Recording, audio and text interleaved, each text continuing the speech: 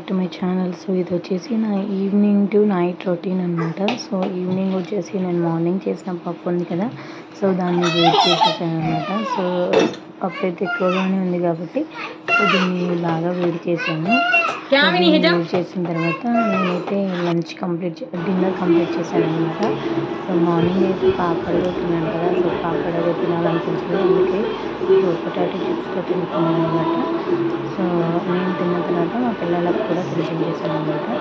ఫస్టే వాళ్ళకి తినిపించేది, తర్వాత నేనైతే తిన్నాను. వాళ్ళకి ఓన్లీ కర్డ్ రైస్ తింటారు కాబట్టి వాళ్ళకైతే కర్డ్ రైస్ పెట్టేసాను. సో దాని తర్వాత నేనైతే తిన్నాను అనమాట. సో తిన్న తర్వాత చూడండి, సో ఇక్కడైతే చాలా వెజిల్స్ ఉన్నాయన్నమాట. సో ఈ వెజిల్స్ అయితే వాళ్ళని పడుకోబెట్టి సో నేనైతే క్లీన్ చేసుకుంటున్నాను. సో వాళ్ళైతే మెలకుగా ఉంటే నేనైతే వర్క్ చేసుకునేదండి. సో నేనైతే తొందరగా వర్క్ అనేది క్లీన్ చేసుకుంటున్నాను అనమాట. సో వేడి అనేది వర్క్ అనేది కంపల్సరీ ఉంటుంది. సో 2 కుక్కర్స్ ఉంటాయండి. ఒకటి చిన్న పిల్లల కోసం నేను డైలీ కుక్ చేస్తాను కాబట్టి సో ఆ కుక్కర్, ఇంకా ఈరోజు అయితే పప్పు కోసం ప్రిపేర్ చేశాను కాబట్టి అదొకటి అనమాట. సో 2 అయితే ఉన్నాయి ఈరోజు. సో చాలా ఎక్కువగానే ఉన్నాయండి. సో అది క్లీన్ చేసుకోవాలి. అది క్లీన్ చేసుకున్న తర్వాత నేనైతే షింక్ ఎలా క్లీన్ చేసుకోవాలో కూడా చూపిస్తాను అనమాట. సో షింక్ ఎవ్రీడే నాకు ఇంకా అలాగే ఉంటే మాత్రం అంట్లు ఉన్నా కూడా సో నెక్స్ట్ షింక్ అనేది క్లీన్గా లేకుండా, స్టవ్ అనేది క్లీన్గా లేకుండా నాకైతే అస్సలు నచ్చదండి. సో మార్నింగ్ లేస్తే ఏదో కొంచెం గలీజ్గా అనిపిస్తుంది అనమాట. అందుకనేసి నేను ఈవినింగ్ టైంలోనే, అంటే పడుకునే ముందే సో దాన్ని మొత్తం క్లీన్ చేసి పడుకుంటాను అనమాట.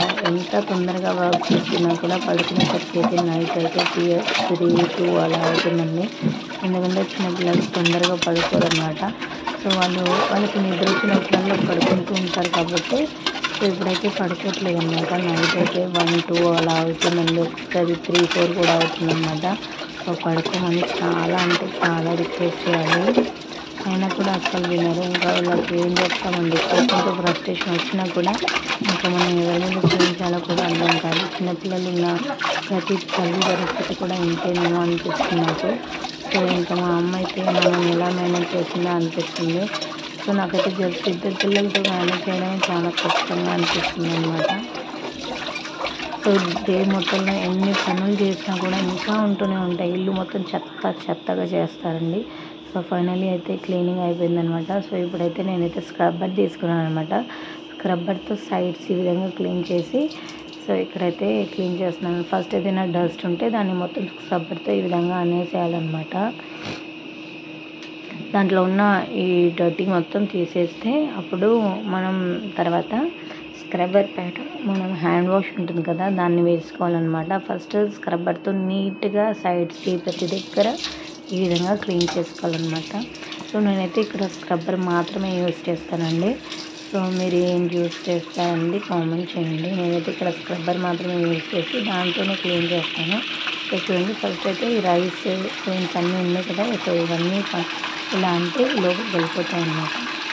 సో ఇది వెళ్ళిపోయిన తర్వాత నేను ఇప్పుడు దీంట్లో ఏం చేస్తానంటే సో మన హ్యాండ్ వాష్ ఉంటుంది కదండి, మనం హ్యాండ్ వాష్ చేసుకుంటాం కదా, ఆ హ్యాండ్ వాష్తో సో స్క్రబ్బర్ పైన వేసుకుంటాను అనమాట హ్యాండ్ వాష్ని. ఫస్ట్ అయితే ఆల్మోస్ట్ మొత్తం దాంతోనే క్లీన్ చేస్తాను అనమాట. లోపల ఎలాంటి డర్టీ అనేది ఉండకుండా సో వాటర్ పోసుకుంటూ దాన్ని అయితే ఈ విధంగా క్లీన్ చేస్తాను అనమాట. క్లీన్ చేసాను చూడండి. సో ఇప్పుడైతే మనం దీంట్లో స్క్రబ్బర్ పైన హ్యాండ్ వాష్ ఉందనమాట, హ్యాండ్ వాష్ వేసుకుంటానమాట. హ్యాండ్ వాష్ వేసుకొని సైడ్స్ మొత్తం బాగా ఇలా రుద్దేస్తానమాట. సైడ్స్ మధ్యలో మొత్తం ఈ విధంగా రుద్దుతానమాట. సో చూడండి, ఫోమ్ అనేది బాగా వస్తుంది కదా, సో ఆ స్మెల్ అనేది చాలా బాగుంటుంది. సో ఈ విధంగా రుద్దేసి మొత్తం క్లీన్ చేస్తాను. సో ఈ విధంగా సైడ్స్ అన్నీ బాగా రుద్దేసిన తర్వాత సో వాటర్ పోసి దాన్ని బాగా క్లీన్ చేసుకోవాలన్నమాట. సో హ్యాండ్ వాష్ స్మెల్ అనేది చాలా బాగుంటుంది కాబట్టి సో ఆ ఫ్రాగ్రెన్స్ మొత్తం షింక్ దగ్గర ఉంటుందన్నమాట. సో మనకైతే చాలా బాగా ఫ్రెష్ ఫీలింగ్ అనేది వస్తుందన్నమాట. సో నేనైతే ఎవ్రీడే ఇలాగే చేస్తానండి. సో ఎవ్రీడే అనేది నేనైతే స్క్రబ్బర్తో ఇలానే హ్యాండ్ వాష్ స్క్రబ్బర్తో దీన్ని ఈ విధంగానే క్లీన్ చేస్తానన్నమాట. సో నాకైతే ఆ ఫ్రెష్ ఫీలింగ్ అయితే చాలా ఇష్టం అనమాట. సో ఇలా క్లీన్ చేసుకోకపోతే నాకైతే ఆ రోజు మొత్తం చాలా గలీజ్‌గా ఇలా డర్టీగా అనిపిస్తుందనమాట. సో ఏదో వదిలేసినట్టు అన్న ఫీలింగ్ అయితే ఉంటుందనమాట. సో ఫైనల్లీ నేనైతే సింక్‌ని క్లీన్ చేసేసాను. సో ఆల్మోస్ట్ అయితే క్లీన్ అయిపోయిందండి. సో మాక్సిమం క్లీన్ అయిపోద్ది. ఎలాంటి డర్ట్ అనేది ఉండదనమాట. సో ఈ ఫోమ్ అనేది అలాగే ఉంటదనమాట. కొంచెం సేపు అయిన తర్వాత అది వెళ్ళిపోతుందనమాట. సో చూసారు కదా! నేను సింక్‌ని ఎలా క్లీన్ చేసుకుంటాను, తర్వాత నా ఈవినింగ్ రొటీన్ అనేది ఏ విధంగా ఉంటుందనేది. సో చూసారు కదా! సో ఇది ఆల్మోస్ట్ ఎంత తొందరగా వర్క్ ఫినిష్ చేసుకున్నా పడుకునే టైం మాత్రం కంపల్సరీ 2, 3 అనేది కంపల్సరీ అవుతుందండి. సో ఇదండి నా నైట్ రొటీన్ అనమాట. సో ఇది సింక్ క్లీన్ చేసుకున్న తర్వాత నేను ఇక్కడ స్టవ్ కూడా క్లీన్ చేస్తాననమాట. స్టవ్ పైన కూడా ఎలాంటి మార్క్స్ ఉన్నా కూడా నాకైతే నచ్చదండి. సో ఆ స్టవ్‌ని కూడా చూపిస్తాను చూడండి ఎంత క్లీన్‌గా చేసుకుంటానో. సో ఇంత క్లీన్‌గా చేసుకోవాలనమాట. దీనిపైన ఒక్క డాట్ పడ్డా కూడా నాకైతే చాలా డర్టీగా అనిపిస్తుందనమాట. సో వెంటనే నేను దీన్ని ఇలా మార్నింగ్ ఎప్పుడైనా ఏం పడ్డా కూడా వెంటనే క్లీన్ చేసుకుంటాను. సో ఈవినింగ్ టైంలో అయితే కొంచెం వాటర్ స్ప్రే చేసేసి ఇలా అయితే క్లీన్ చేస్తాననమాట.